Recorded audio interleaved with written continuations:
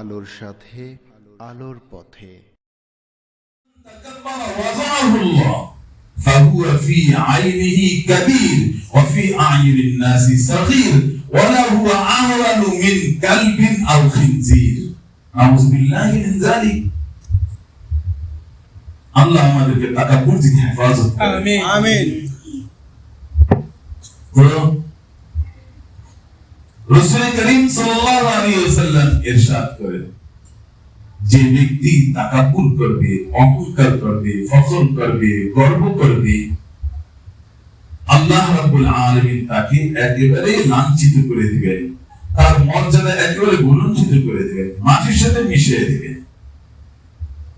সে তার দৃষ্টিতে সে নিজেকে বড় মনে করবে, ফাহুয়া ফি আইনিহি কাবীর, তার দৃষ্টিতে সে অনেক বড়, নিজেকে নিজে অনেক বড় মনে করে।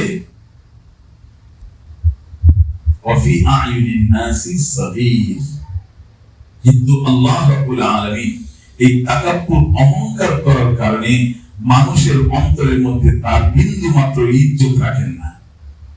মানুষ তাকে একেবারে তুচ্ছ নগণ্য গণ্য করে, নগণ্য জঘন্য তুচ্ছ গণ্য করে, তাকে কোনো ইজ্জতই দেয় না। একটা কুকুর, একটা শুকর যে ইজ্জত পায় তাকে মানুষ ওই ইজ্জত করে না।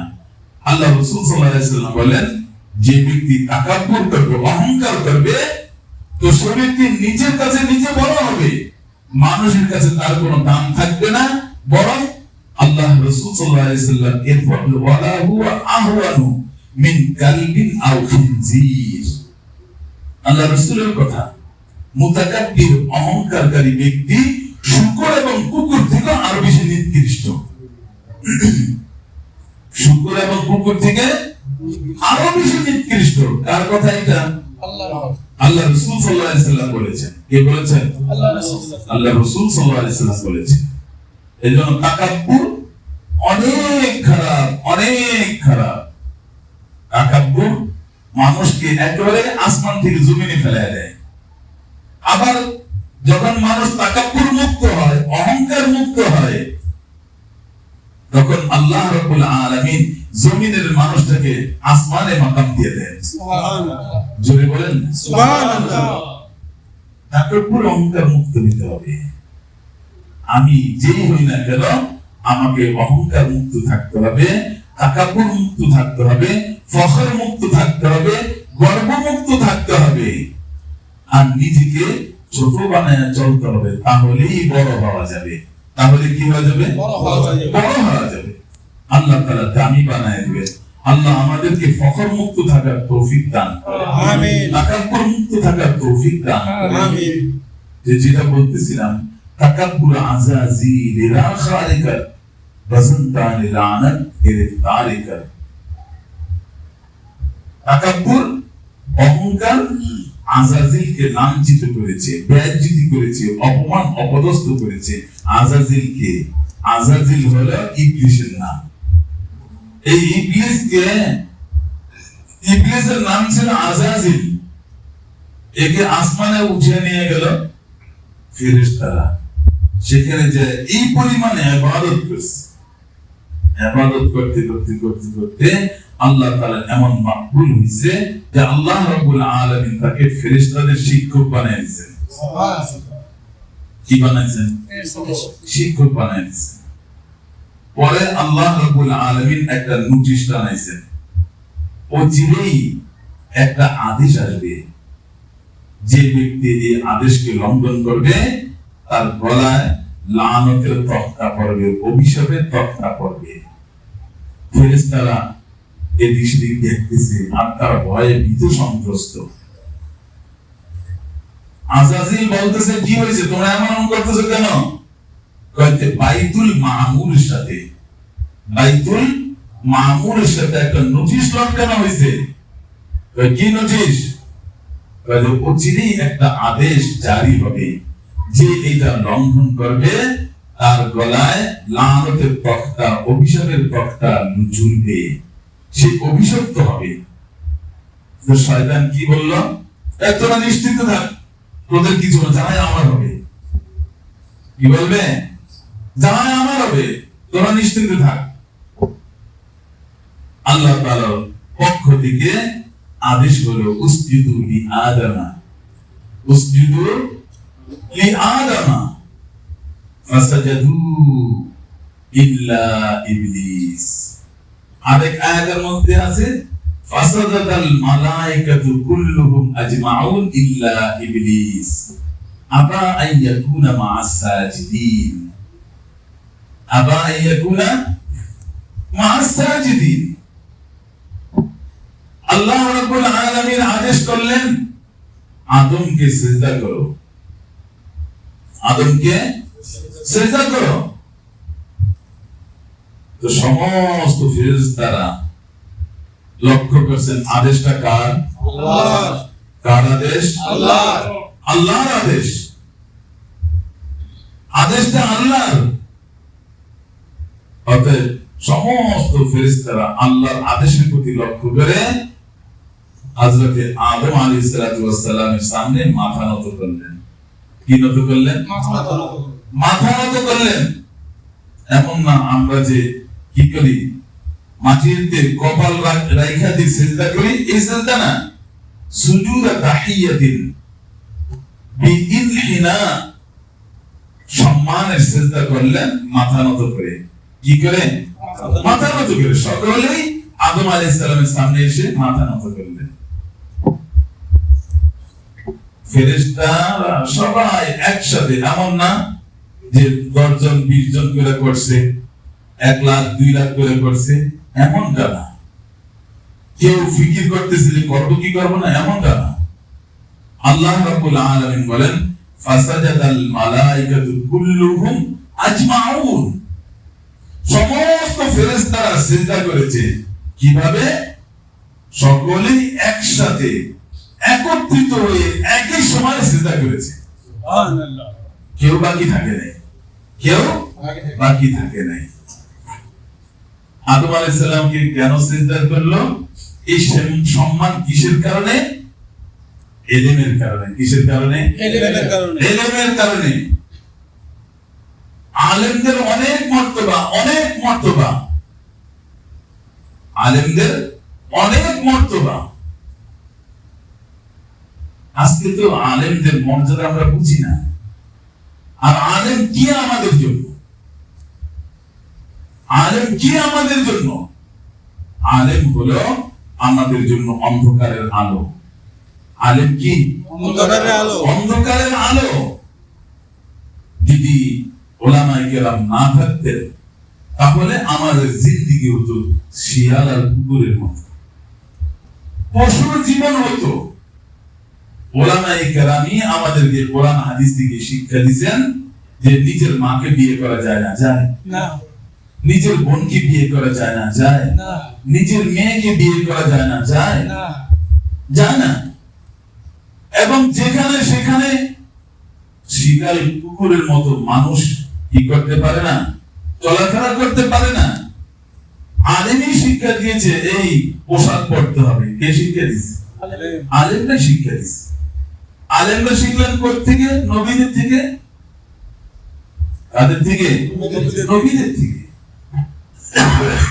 কিতাবের মধ্যে আসছে। যদি ওলামায়ে কেরাম জমিনে না থাকতো তাহলে সমস্ত মানুষ পশুর মতো জীবন যাপন করত। এই ওলামায়ে কেরামের দাম আজকে আমরা দিতে পারতেছি না। অথচ আল্লাহ তাআলা প্রথম মানবকে আলেম বানাইছেন। প্রথম মানব কি বানাইছেন? আলেম বানাইছেন। وعلم آدم الأسماء كلها ثم عرضهم على الملائكة فقال آدم أنبئوني بأسماء هؤلاء إن كنتم صادقين।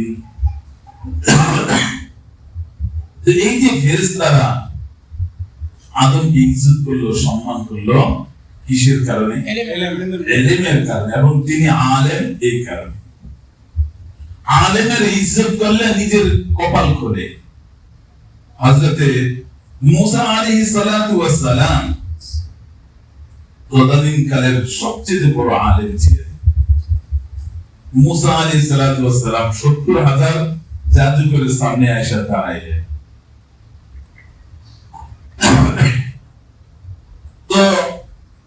ইমানের পরে এখন তারা তো তাদের জাদু প্রদর্শন করবে, জাদু দেখাবে।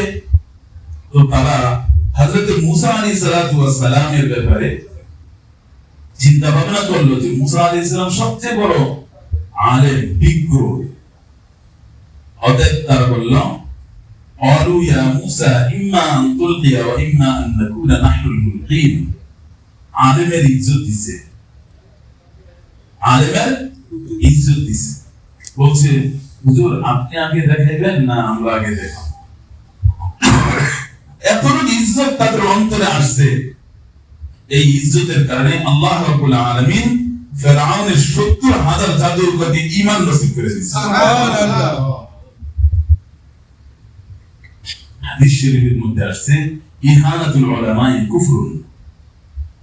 আলেমদের ইহানাত করা, আলেমদেরকে তুচ্ছ তাচ্ছিল্য করা, আলেমদেরকে বেইজ্জতি করা কুফরি। এটা কি? কুফরি। কুফরি। কিন্তু বর্তমানে দেখতেছি অবস্থাটা এই, আলেমদের ব্যাপারে যে কেউ যেমন খুশি তেমন মন্তব্য করে ফেলতেছে। কোন জায়গা কাঁপে না? কোন জায়গা কাঁপে না? ভয় পায় না? ভয় পায় না কেন? আখিরাতের চিন্তা নেই, আল্লাহর ভয় নেই। কিসের ভয় নেই? আল্লাহর ভয় নেই, আখিরাতের চিন্তা নাই। আখিরাতে একটা জিন্দেগি আছে। এই জীবনের পরে, দুনিয়ার জীবনের পরে আরেক জীবন আছে কি না? আছে। জোরে বলেন না। আছে। আছে। সেই জীবনটার নাম হলো আখিরাত। সেই জীবনটার নাম কি? আখিরাত। বাংলা বলা হয় পরকাল, দুনিয়ার জিন্দেগি বলা হয় ইহকাল। দুনিয়ার জিন্দেগিকে ইহকাল বলে, আর আখিরাতের জিন্দেগিকে পরকাল বলে। তাহলে জিন্দেগি কয়টা? জোরে বলেন। দুইটা জিন্দেগি, ইহকাল একটা, পরকাল একটা। দুনিয়ার জিন্দেগি আর একটা আখিরাতের জিন্দেগি। দুনিয়ার জিন্দেগিটা আখিরাতের তুলনায়, একজন বড় আলেম বলেছেন, আখিরাতের তুলনায় 2 মিনিট কি 1.5 মিনিট, 2 মিনিট কি 1.5 মিনিট সময়। আর আখিরাতের জিন্দেগি এটা অনাদি অনন্তকাল, যার শুরু আছে আর শেষ নাই। যার শুরু আছে শেষ নাই। এই অনাদি অনন্তকালের জিন্দেগিকে আমরা ভুলে যায় 1.5 মিনিট কি 2 মিনিট জিন্দেগির মধ্যে ডুবে আছি, বেহুশ হয়ে আছি। ঠিক। আমার কোন কারণে আমার আখিরাতের অনাদি অনন্তকালের জিন্দেগি নষ্ট হয়ে যেতেছে সেদিকে ফিকির নাই। 2 মিনিট 1.5 মিনিটের জিন্দেগি প্রতি আমাদের সব নজর। এক মূর্খ বলি আমি তাকে, বুঝেন না কথাটা? মূর্খ বলি কেন বলি? কয় নগদ যা পাও হাত পেতে নাও, বাকির খাতা শূন্য থাক। কি বলে? নগদ যা পাও হাত পেতে নাও, বাকির খাতা শূন্য থাক। তার অর্থ কি? অর্থাৎ দুনিয়ার মধ্যে যে আমি যে আছি এসব নগদ, এসব কি আখিরাতে আমি যা পাইছি সব কি বাকি, সব কি বাকি। তো বলে যে তুমি দুনিয়ার মধ্যে সব সময় তোমার খরচ করো, এখানে যাবো ওইটা নিয়ে তুমি খুশি থাকো, আখিরাতের ফিকির করো। বলেন নাউজুবিল্লাহ। এগুলা শিক্ষিত না মূর্খ? বলেন না মূর্খ। আর আজকে আমরা মূর্খদের কথাই খুব লাফাইতেছি, ঠিক না? মূর্খদের কথা লাফায়া কখনো উন্নত হওয়া যায় না। শিক্ষিত ব্যক্তিদের কথায় লাফাইলে নিজের জীবন সুন্দর এবং উন্নতি লাভ করা যায়, ঠিক না? ঠিক। এর মধ্যে হাজির কত অল্প, আমল বেশি হওয়া চাই। খবরদার খবরদার, কখনোই যেন আমার এবং আপনার দ্বারা আলেমদের ব্যাপারে কোন ধরনের কোন কুমন্তব্য না আসে। কেউ করে করুক না, কেউ খারাপ করে করুক না, কেউ বলতে দেখ না, আমি দিব না। আমার এখন বাস্তবে কু আনফুসাকুম, এখন তো সময় এমন আসছে ঈমান ধরে রাখা মুশকিল। আগুন জ্বলন্ত আঙ্গা ধরে রাখা সহজ, ঈমান ধরে রাখা মুশকিল। কোন কথায় আমি বেঈমান হয়ে যেতেছি আমি জানি না। এজন্য জবানটাকে বন্ধ করতে হবে। জবানটাকে বন্ধ করতে হবে। বন্ধ করার জন্য একটা মাধ্যম, সেটা হলো সবসময় জবানটাকে জিকিরের মধ্যে লাগাই দেন। জিকিরের মধ্যে এই জিহ্বা আল্লাহ কাজের জন্য বানাইছেন। কিসের জন্য? কাজের জন্য। কাজের মানুষ যদি কাজ না পায় তখন সে অকামে লেগে যায়, ঠিক না বেটি? বাচ্চাদের জীবন লেখাপড়া, যখন লেখাপড়া জিন্দেগি যদি গার্জিয়ান লেখাপড়ার মধ্যে না লাগায় তো খারাপ কাজের মধ্যে জীবনটা লাগাই দেয়, ঠিক না বেটি? এই জিহ্বাটা আল্লাহ আমাকে দান করেছেন কাজের জন্য। এটা কি কাজ? এটা সবসময় আল্লাহ জিকিরের মধ্যে থাকবে। সবসময় কিসের মধ্যে থাকবে? জিকিরের মধ্যে থাকবে। এইটাকে যদি কাজ না দেই তো এটা অকামের মধ্যে লেগে যাবে। গীবত, শিকায়াত, তাকাব্বুর, অহংকার, ফখর, এইটা সেটা অন্যায় বকাবাদের মধ্যে লেগে যাব। আল্লাহ আমাদেরকে হেফাজত করুন, আমিন। তো আজকে আলোচনা করতে চেয়েছিলাম উলামায়ে কিরামদের ব্যাপারে। তো মুহতারাম হাজিরিন, বেশি কথার প্রয়োজন নেই। আল্লাহ তাআলা দুনিয়ার মধ্যে আলেমদেরকে বাতি হিসেবে দিয়েছেন। কি হিসেবে?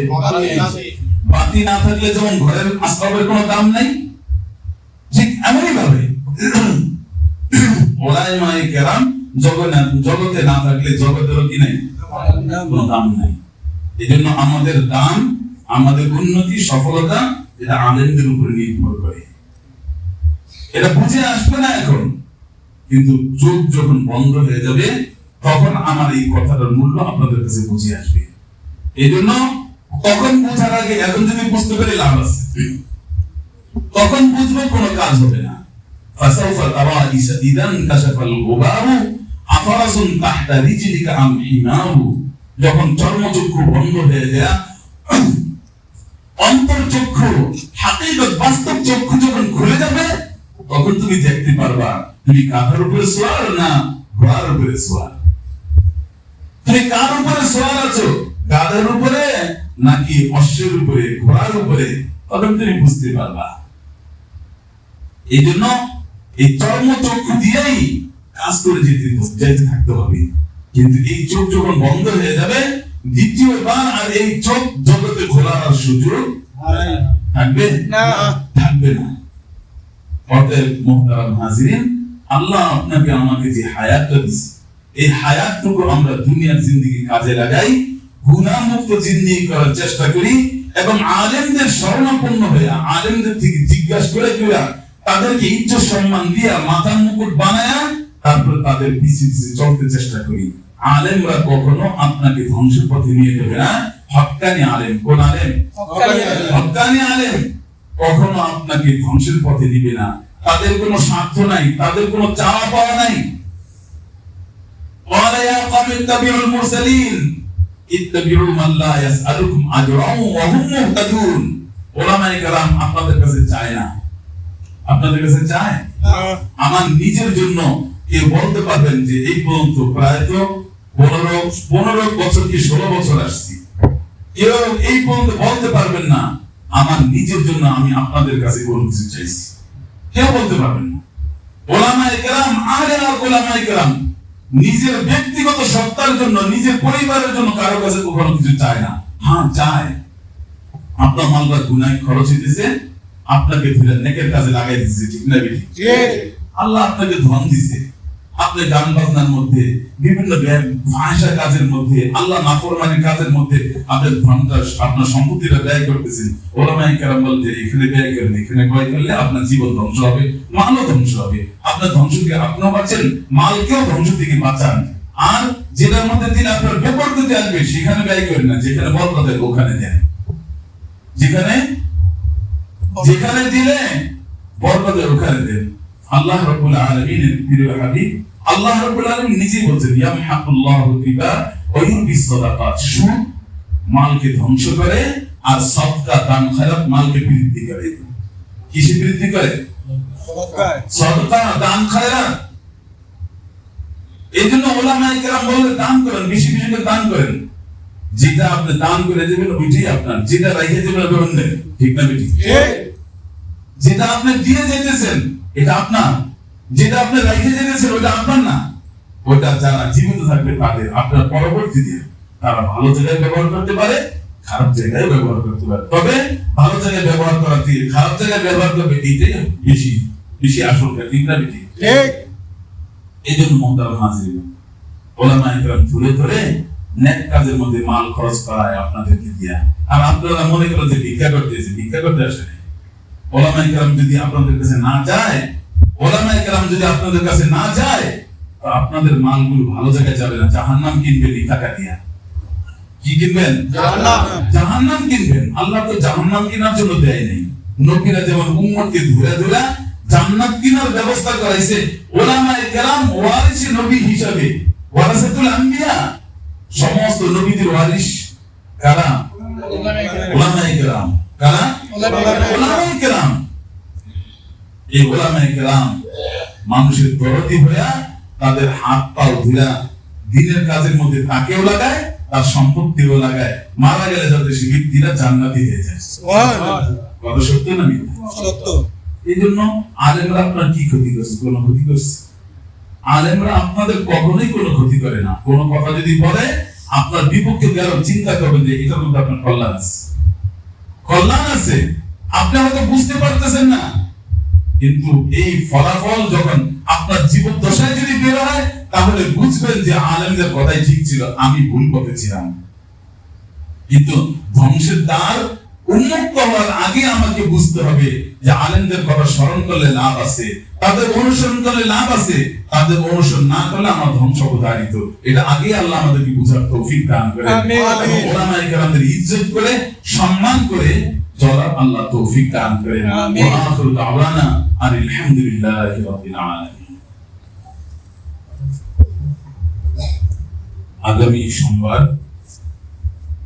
সোমবার ইনশাআল্লাহ বাংলাদেশে আমাদের এখানে ইসরায়েল মধ্যে অনুষ্ঠিত হবে।